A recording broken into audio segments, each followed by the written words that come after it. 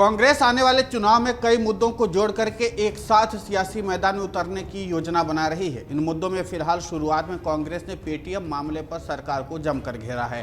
Congress party से जुड़े नेताओं की माने तो कांग्रेस इसी तरह से मामलों को जोड़ करके बड़ी रणनीति बनाने जा रही है। पार्टी से जुड़े रणनीतिकारों के मुताबिक राहुल गांधी की भारत जोड़ो न्याय यात्रा के साथ साथ उनके कार्यकर्ता अलग अलग राज्यों में इन मुद्दों को लेकर के जमीन पर उतरने जा रहे हैं।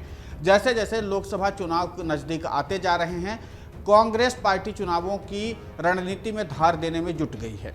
पार्टी से जुड़े नेताओं के मुताबिक पेटीएम मामले पर कांग्रेस ने सख्त रुख अख्तियार करते हुए आगे की रणनीति बनाई है। कांग्रेस पार्टी के एक वरिष्ठ नेता बताते हैं कि सिर्फ पेटीएम ही नहीं बल्कि अदानी मामले को लेकर के भी उनकी पार्टी ने बड़ी सियासी रणनीति तैयार की है।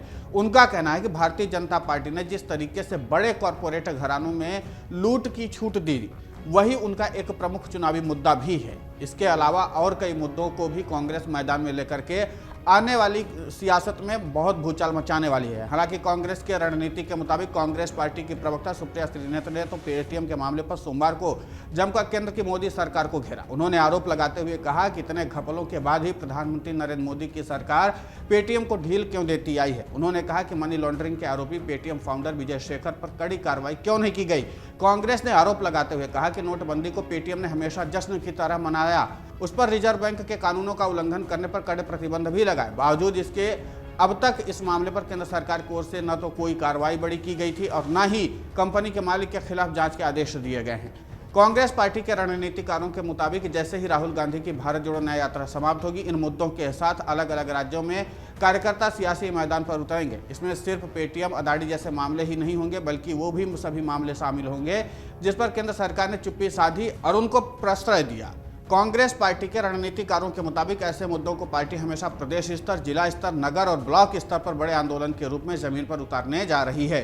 योजना के मुताबिक शुरुआती दौर में राहुल गांधी की भारत जोड़ो न्याय यात्रा के अलावा अलग अलग राज्यों में स्थानीय मुद्दों और ऐसे बड़े मुद्दों के साथ कार्यकर्ता जमीन पर उतरेंगे। वहीं इस पूरे मामले में कांग्रेस पार्टी की प्रवक्ता सुप्रिया श्रीनेत कहती हैं कि आरबीआई ने कई बार पेटीएम बैंक और पेटीएम के बीच ट्रांजैक्शन डाटा ऑफ ट्रैफिक को लेकर के चिंता जताई थी, लेकिन विजय शेखर शर्मा ने कोई कदम नहीं उठाया। उन्होंने आरोप लगाया कि पेटीएम ने नियमों की खूब धज्जियां उड़ाई हैं। कांग्रेस प्रवक्ता का कहना है कि पेटीएम पर आरबीआई की कार्रवाई पर अब एक बड़ी वजह सामने आई है, उसमें चीनी निवेश का होना और उसका चीन के साथ डेटा शेयर करना भी बताया जा रहा है। इतने सारे उल्लंघनों के बाद भी पेटीएम पेमेंट बैंक को इतनी लंबी ढील क्यों दी गई? मनी लॉन्ड्रिंग जैसे गंभीर आरोप ईडी ने अब तक कार्रवाई क्यों नहीं की? कांग्रेस पार्टी की प्रवक्ता ने आरोप लगाया कि बगैर केंद्र सरकार की सरपरस्ती के इस तरीके के घोटाले नहीं हो सकते।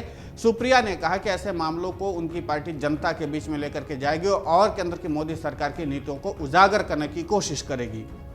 अगर आप ये वीडियो YouTube पर देख रहे हैं तो हमारे चैनल को सब्सक्राइब करें और बेल आइकन को दबाना ना भूलें। अगर आप Facebook पर ये वीडियो देख रहे हैं तो हमारे पेज को लाइक करें।